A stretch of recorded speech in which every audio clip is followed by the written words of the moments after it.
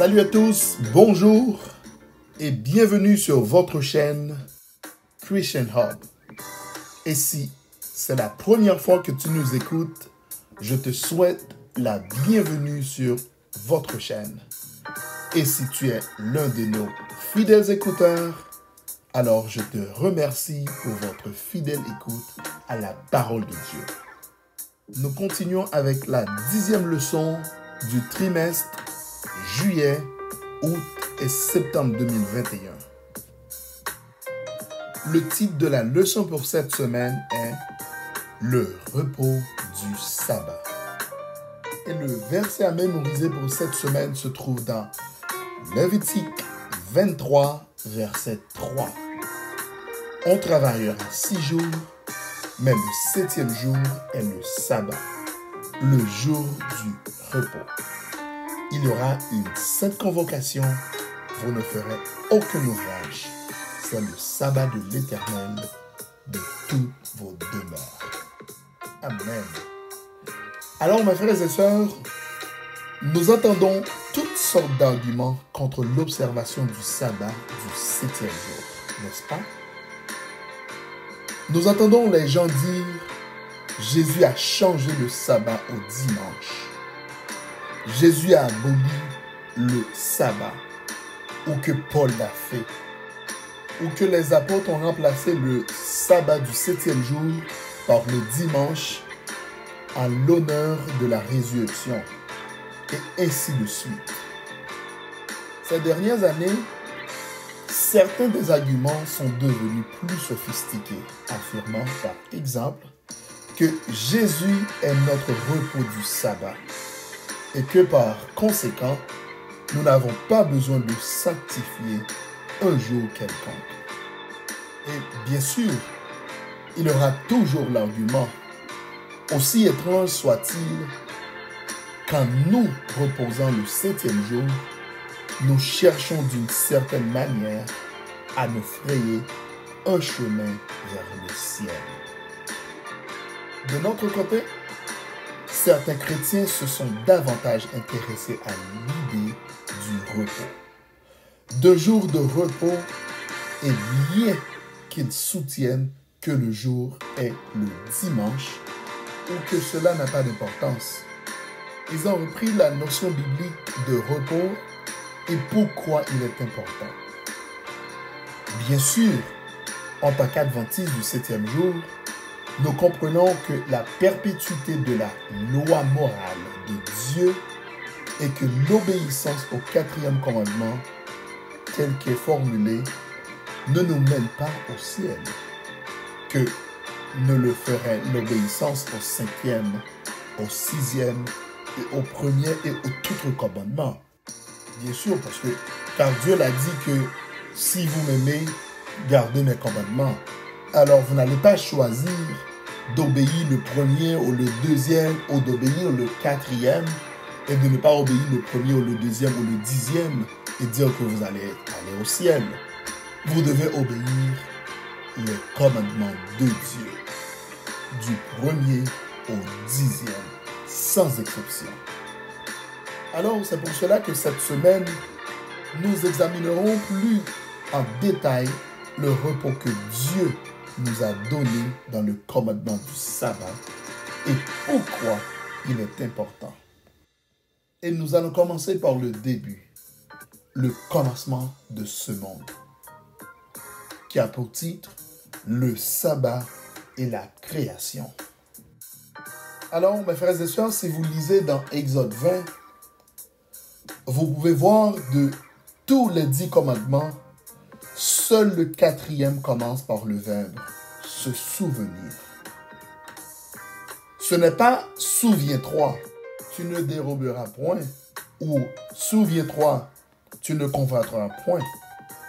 Il y a seulement « souviens-toi du jour du repos sabbat ». L'idée de se souvenir présuppose l'histoire, suppose que quelque chose s'est passé dans le passé dont nous devons et bien nous souvenir. Lorsque nous nous souvenons, nous établissons des liens avec le passé et se souvenir du jour du repos pour le sanctifier marque une ligne droite qui nous ramène à la semaine de la création elle-même. Je vous invite à lire Genèse 1er, versets 26 et 27, et aussi Genèse 9, verset 6.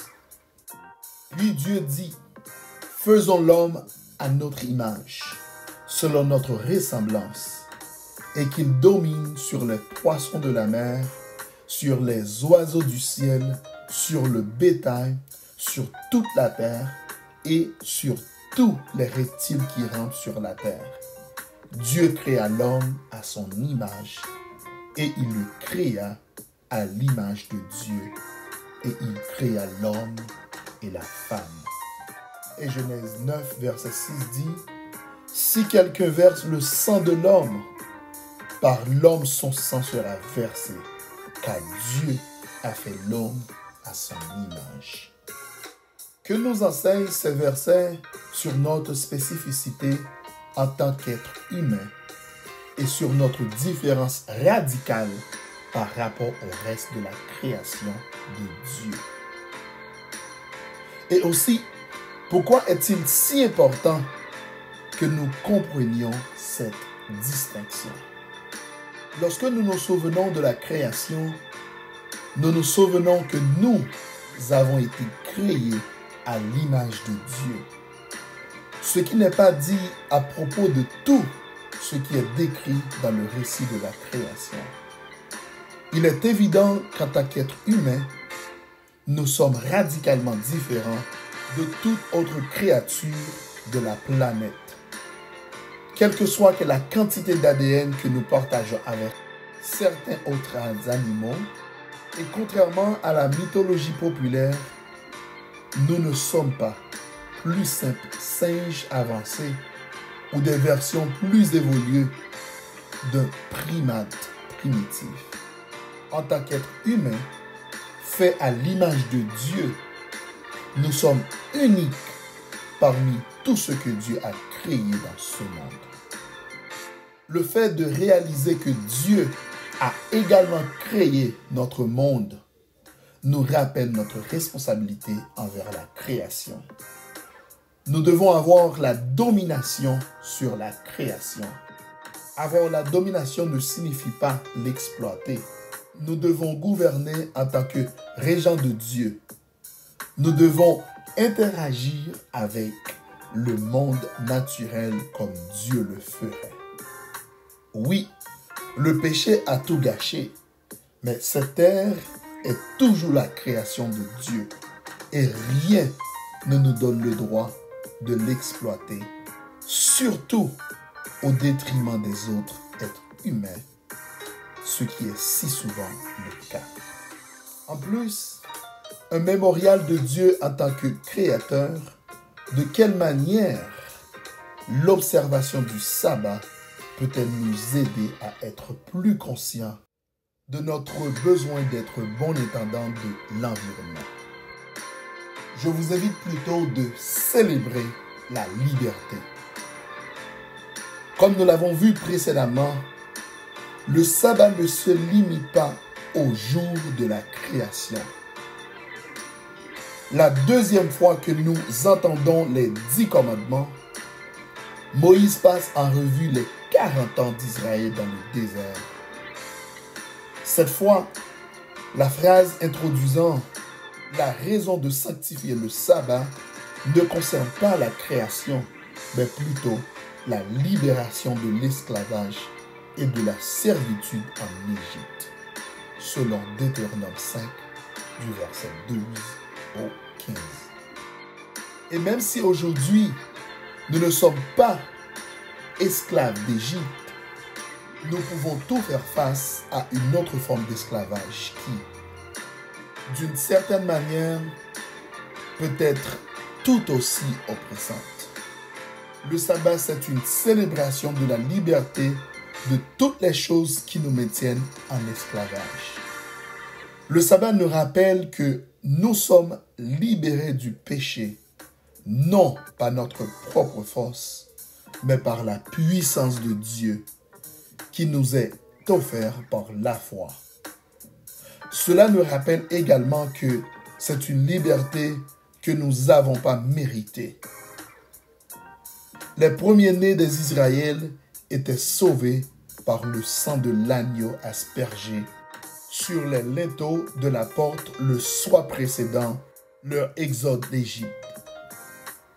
Nous aussi, nous avons été sauvés par le sang de l'agneau et nous devons maintenant marcher dans la liberté qui est la nôtre en Jésus-Christ. Ce commandement nous dit de nous reposer dans le salut que Dieu a obtenu par nous pour son bras puissant.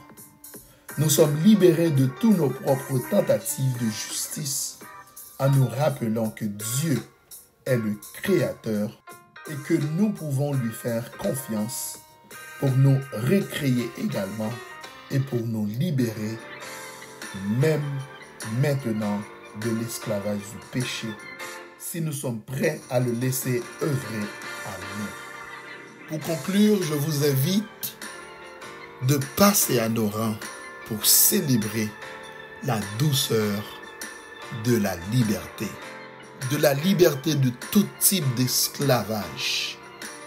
Alors je vous invite de célébrer la liberté du jour du repos, qui est le jour de l'Éternel, le sabbat.